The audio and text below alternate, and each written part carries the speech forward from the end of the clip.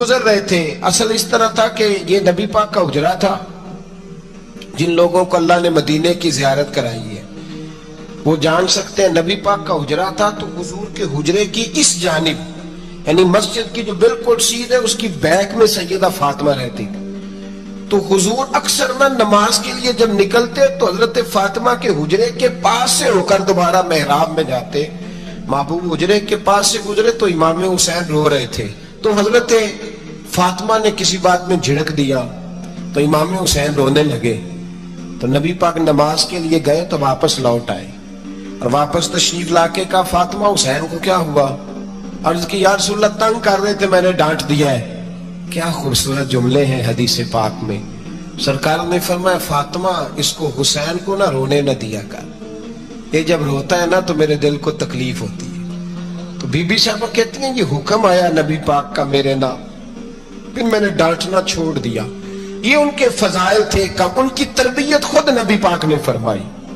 खुद ड्यूटी मैं किसी मंतक का मैं अब तो अल्लाह ताला माफ करे। पहले हम लोगों को कहते थे फलानी मजलिस में ना जाना फलानी। अब तो मुसीबत बन गई है जाने की जरूरत नहीं। हर शय मोबाइल में आ गई। मुझे भेजते हैं कहते हैं हजरत साहब ये जरा सुनना।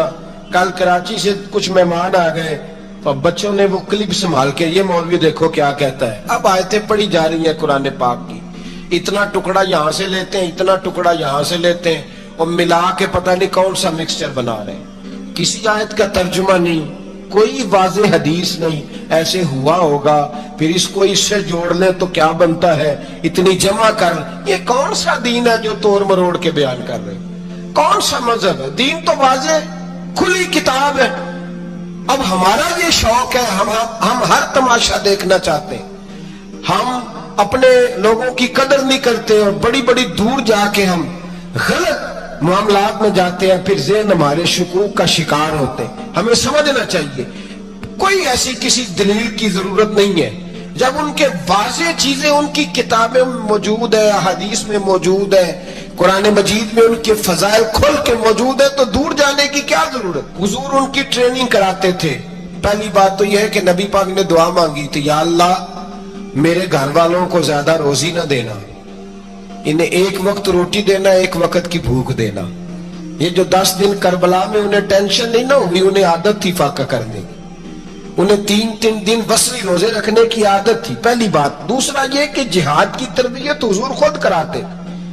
हजरत फातिमा ज़हरा कहती मैं पर्दे के पीछे देख रही थी नबी पाक ने इमाम हसन और हुसैन से फरमाया चलो मेरे सामने कुश्ती लड़ो।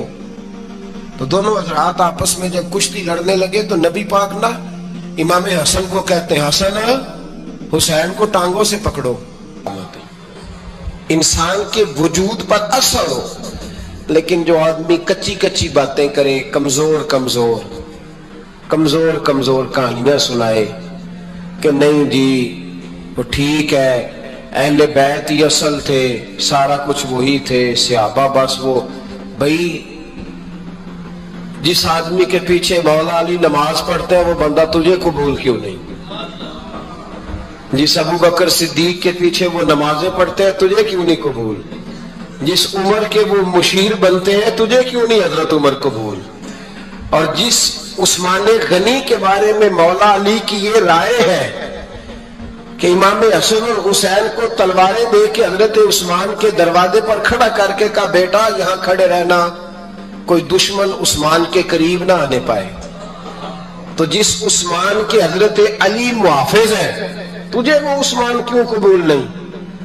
याद रखो हम लानत भेजते हैं फिरका वारियत पर। उम्मत को तबाह करते हैं वो लोग जो फिरका वारियत पैदा करते हैं। लेकिन आपको बताऊं जिस जमात से आपका ताल्लुक है ना उस जमात की उम्मत मुस्लिमा को जरूरत है। क़यामत भी 10 मुहर्रम को आएगी जुमे का दिन होगा। तो मैं आज दिल को हाजिर नाजर रख के अपनी तबीयत को हाजिर पाके बाशऊर आपको कह रहा हूं जाग के सुनना खुदा का वास्ता।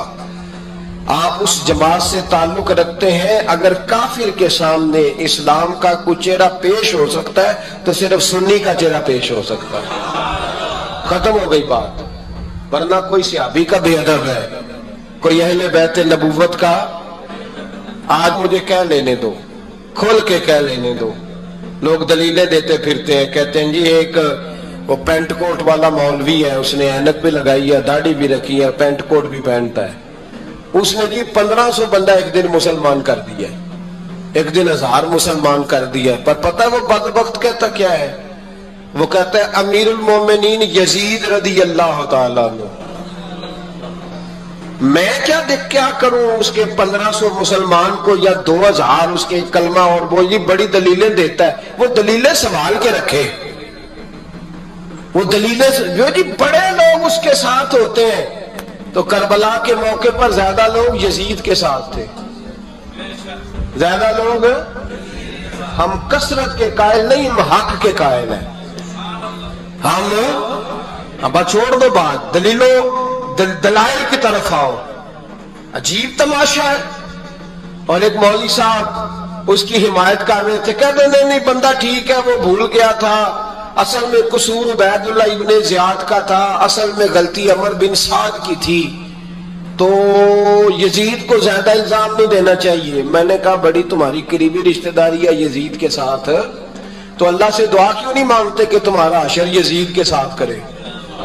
مانگنی چاہیے نا دعا۔ کیا خیال ہے آپ کا؟